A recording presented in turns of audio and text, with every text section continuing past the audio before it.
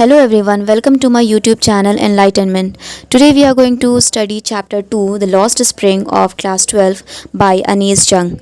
So in this chapter, पहले तो इस चैप्टर में क्या है कि ये चाइल्ड लेबर को डिपिक्ट करता है, शो कर रहा है किसको, चाइल्ड लेबर के बारे में बता रहा है, पॉवर्टी के बारे में बता रहा है और एक्सप्लॉइटेशन ऑफ द पुअर के बारे में बता रहा है कि कैसे जो पॉपर जो होते हैं यानी कि पुअर पीपल होते हैं किस तरीके से उनको एक्सप्लॉइट किया जाता है, कैसे उनको मिसयूज़ किया जाता है, उसके बारे में बता रहा है। And this chapter has been divided into two parts, दो पार्ट्स में डिवाइडेड है। एक पार्ट है साहिब आलम के बारे में जो कि रैग पिकर है और वो बांग्लादेश में पहले रहता था, but due to some calamity, कुछ वहाँ पे कुछ नेचुरल डिज़ास्टर कुछ हो गए थे, कुछ प्रॉब्लम्स आ गए थे जिसकी वजह से उन लोगों को वहाँ से शिफ्ट करना पड़ा। बांग्लादेश ढाका में रहता था और उसको शिफ्ट करना पड़ा कहाँ पे, सीमापुरी में शिफ्ट करना पड़ा और वो 30 ईयर्स से वो लोग वहीं पे रहते आ रहे हैं। और दूसरा चैप्टर जो है, दूसरा पार्ट जो है ऑफ दिस लॉस्ट स्प्रिंग, वो मुकेश के बारे में बताया गया है, the life of Mukesh, the family members of Mukesh, क्या वो लोग करते थे। तो द फैमिली मेम्बर्स वो बैंगल मेकर्स, वो लोग बैंगल बनाते थे, चूड़ियाँ बनाते थे और वो लोग फ़िरोज़ाबाद में रहते थे। तो मुकेश का थोड़ा अलग सा थिंकिंग था, लाइक सभी लोग बैंगल्स बनाते थे तो मुकेश चाहता था कि वो कार मैकेनिक बने और he did not give up, वो मतलब हार नहीं मानता और उसको पूरा करता है।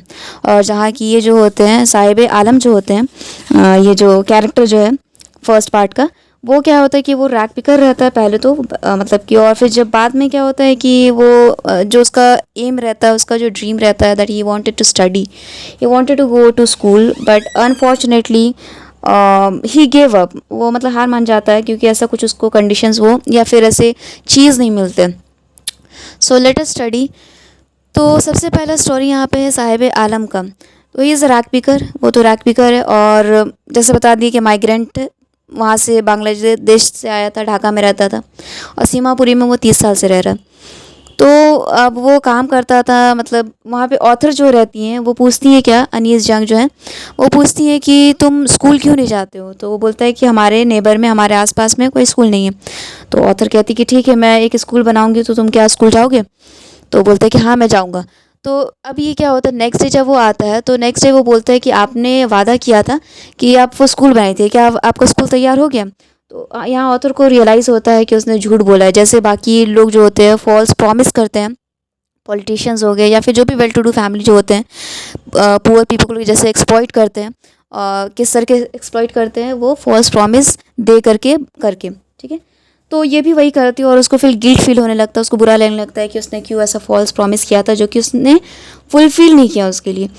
तो उसके बाद वो बहुत मतलब महीनों से वो जानने लगी उसको, उसके मतलब वो आता जाता था, उसके घर में काम करता था और उसका काम था क्या, वो रैग पिकिंग करना, मतलब कि कचरा उठाना, जो कूड़े के पास जाकर के कचरा उठाना। और यहाँ पे कचरा उठाने का यहाँ पे दो मीनिंग दिया गया है उनके लिए। जो गार्बेज होता है, साहिब आलम ही वॉज अ चाइल्ड, ठीक है, वो बच्चा था, तो उसके लिए जो कचरा जो था उठाना, it was like hunting treasure, यानी कि जैसे कि खजाना ढूंढने के बराबर था। यानी कि अगर उन लोगों को कुछ मिल जाता था तो जैसे खजाना जैसा होता था, कोई स्टील कुछ भी चीज़ मिल जाता तो खजाना जैसा होता था। और उधर ही वहाँ पे रैग को बताया गया, कचरा को एल्डर्स ने क्या लिया है, जैसे वो तो एक उसको खजाना की तरह तौर पर उसको मानता था, और जो एल्डर्स जो थे वो क्या मानते थे, अर्निंग मानते थे। वो उनको कोई इंटरेस्ट या फिर कोई शौक या खुशी नहीं होती थी ये काम करके, पर उसको मज़ा आता था कि वहाँ पे गैदरिंग होता था, सारे बच्चे आते थे, वहाँ कचरा चुनते थे, पिक करते थे। पर उनके जो फैमिली जो होती है उनको कोई मज़ा शौक़ नहीं था उनका, बस उनका उनको अर्न करना था, अपनी फैमिली को रन करना था। जैसे कि ये जो द लॉस्ट स्प्रिंग है, ये टॉपिक जो है इसका मतलब ही होता है कि स्प्रिंग मतलब क्या होता है, you can say that developing stage जिसको कहा जाता है, या फिर हम कह सकते हैं चाइल्डहुड। तो चाइल्डहुड में क्या होता है, ग्रोइंग स्टेज होता है, ग्रोइंग स्टेप होता है, प्रोसेस होता है, जहाँ कि लोग अच्छा मतलब सीखते हैं कुछ कुछ। तो ये ग्रोइंग स्टेज में ही उसको क्या मिल गया था, रैग पिकिंग मिल गया था। Unfortunately he got that. तो ऐसा होता है इसके साथ। फिर यहाँ पे एक दिन क्या होता है, तो एक दिन क्या होता है कि जो ऑथर जो रहती है उससे पूछती हैं तुम्हारा नाम क्या है। तो जब वो बताता है कि मेरा नाम साहिब आलम है, तो इस साहिब आलम का मतलब होता है कि लॉर्ड ऑफ यूनिवर्स, यानी कि पूरे यूनिवर्स का भगवान। तो अगर उसको ये मतलब पता रहता तो शायद वो कुछ करता, मतलब वो उस उसका नाम था लॉर्ड ऑफ यूनिवर्स था, पर वो उसका काम जो था एकदम ऑपोजिट था। और वो वैसा काम एक दिन ऑथर क्या नोटिस करती हैं कि सभी बच्चे जो हैं, कुछ बच्चे जो है बेयरफुट है यानी कि नंगे पैर हैं, कुछ बच्चे जो हैं वो अगर वो चप्पल उन्होंने पहना भी है तो अलग अलग चप्पल पहना है। तो एक से क्वेश्चन करती हैं, तो उसी को रिकग्नाइज़ करके वो मतलब क्वेश्चन करती है ऑब्जर्व करके कि तुम लोग चप्पल क्यों नहीं पहने हो, why you people are bare footed. तो एक बच्चा कहता है कि नहीं हमारी मम्मी नहीं देती हैं, मतलब कि मुझे पहनने का मन नहीं करता इसलिए मैं अलग अलग चप्पल पहन के आता हूँ, या फिर मैं पहनता ही नहीं हूँ, मेरा मन नहीं करता है। तो एक क्या कहता है कि ये हमारा ट्रेडिशन है, मतलब हमारे पास चप्पल है पर ये हमारा ट्रेडिशन है कि हम नंगे पैर ही रहते हैं, ऐसा सा बहाना करता है ये।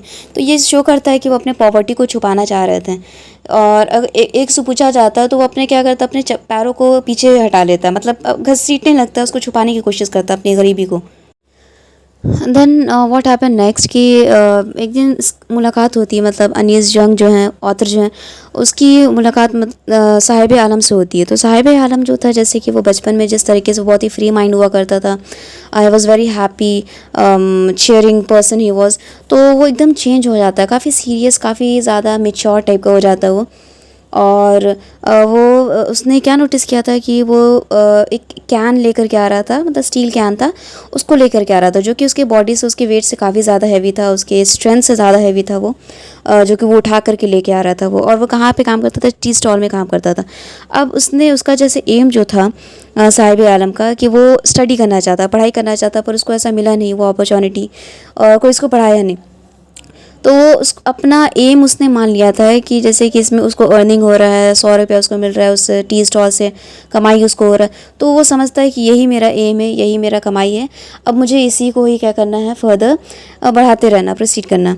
तो अब उसके वो क्या करता है, मतलब गिव अप कर देता अपने एम को, और वो मतलब और पॉवर्टी के लाइन में चला जाता है, मतलब वो पुअर बनता जाता है। वो ये कोशिश नहीं करता कि हम पढ़ लिख करके और अच्छा इंसान बने या फिर उस पॉवर्टी लाइन से हम हटें, ऐसा वो कोशिश नहीं करता है।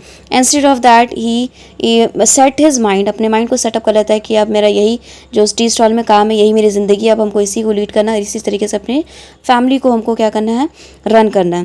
Now the next part is about Mukesh. Mukesh के बारे में कि मुकेश भी क्या था कि he was also poor, he belong from pauper family, मतलब वो पुअर फैमिली से बिलोंग करता था।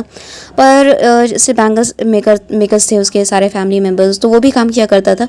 बट बाद में जैसे ही गॉट सेंस, अब सेंस कैसे उसको मिलता है, क्योंकि उसके आसपास में जो थे कार्स वगैरह थे, तो वो कार्स को देख करके क्या था कि उसका जो एम जो था या फिर उसका डिज़ायर, फैंटेसी जो था, ये था कि वो कार मैकेनिक बने। मतलब उसकी तरह नहीं था जिसकी साहिब आलम का था कि वो पढ़ लिख करके अच्छा इंसान बनना चाहता था या फिर पढ़ाई करना चाहता था, नॉलेज गेन करना चाहता था, पर उसे वो अपॉर्चुनिटी मिला नहीं और वो गिव अप कर दिया, हार मान गया।